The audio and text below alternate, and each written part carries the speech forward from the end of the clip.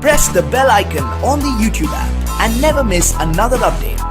Hillary Clinton backs first-time female candidate's request to use campaign funds for child care.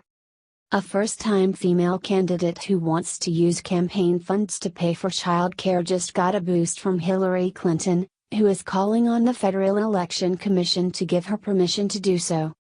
On Thursday, Clinton wrote a letter to the FEC asking the commission to approve a request Liuba Grechen Shirley, the candidate challenging longtime incumbent Peter King in New York's 2nd District, filed earlier this month, arguing a case for paying her babysitter just as she would any other member of her campaign staff.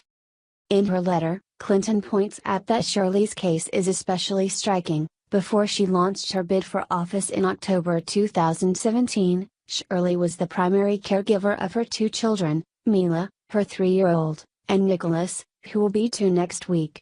It's only now that she's running a full-time campaign that Shirley requires some extra help, in the form of a babysitter who watches the children for a few hours every morning while she works from her home office. Denying Ms. Shirley's request would undermine the Commission's previous advisory opinions, discourage young mothers from seeking elective office, and deprive parents of ordinary means of the opportunity to serve, Clinton wrote in her letter to the Commission. Young women like Ms. Shirley are now running for office in record-breaking numbers. Under a plain reading of the law, as applied to Ms. Shirley's facts, the answer to her question can only be yes. When she first launched her campaign, Shirley said she would drop her 3-year-old at nursery school, and then push her son around in a stroller for a few hours and make calls to fundraise for her campaign, or talk to prospective constituents. At the time, she didn't have a babysitter. She didn't even have a full staff.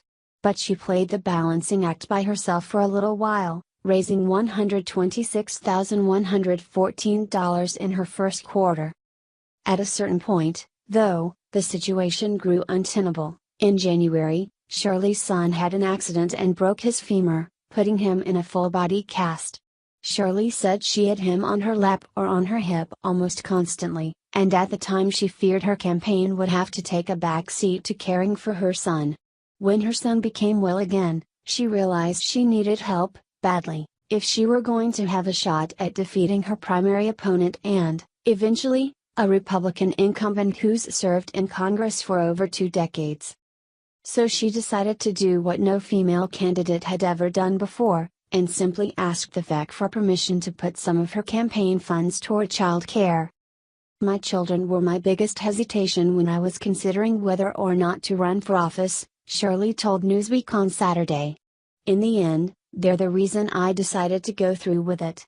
I want to see more people in Congress who understand what it's like to have to worry about childcare and mortgages and students' loans, because those are the people who are going to give us a voice. Shirley is still waiting to hear from the FEC on her request. If they turn her down, she'll have to pay back the money she spent so far on her babysitter. If they approve it, however, which she feels sure they will, Shirley says it will open the door for other women who want to run. They'll no longer have to worry, like she did so many months ago, that she would have to choose between running a competitive campaign and caring for her children.